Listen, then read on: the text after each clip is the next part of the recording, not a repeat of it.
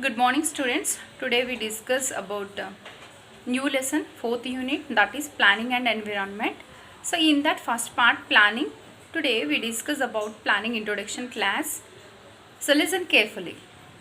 Students, let's now we observe introduction of this planning lesson.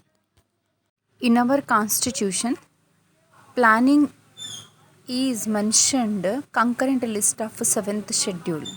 Students, in our constitution we have schedules and parts. In that 7th schedule says about planning.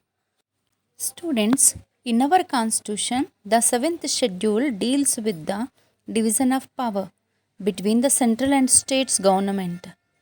It consists three main lists, that are union list, state list and concurrent list. In these three, now we are discussing about planning.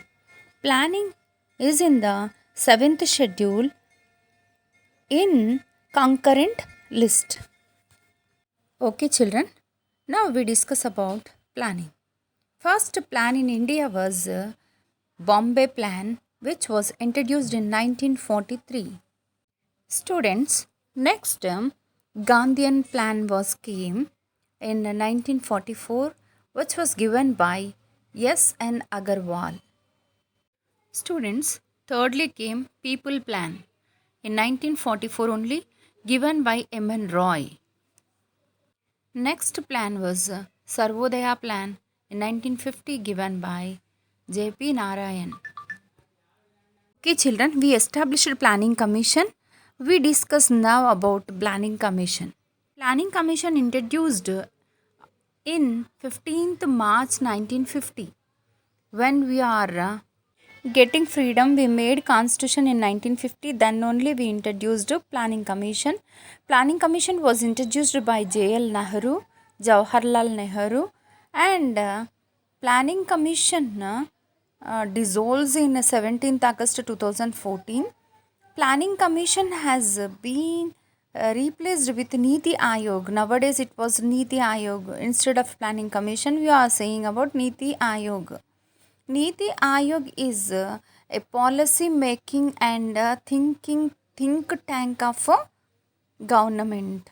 Niti Aayog is a planning, making and also think tank of government. In this, president is the main person and remaining governors and CMs all are members in this Niti Aayog. They all should make developing actions in that planning think tank, that is known as Niti Aayog. Students, introduced National Development Council, which was established in 1952 in our India. Students, economic planning is considered as all the economic ills, panacea for all the economic ills. Planning has the following advantages also.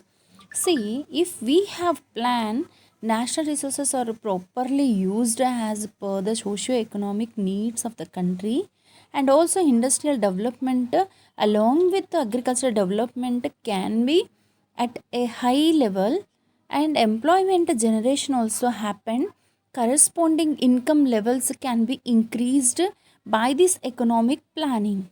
Okay children, right now we observe what is economic plan, what is its importance, and how economic plan introduced before the British rule. In the next class we will discuss about concept of the planning, how many plannings are happened, what are its objectives, everything we discussed in the next class. Thank you children.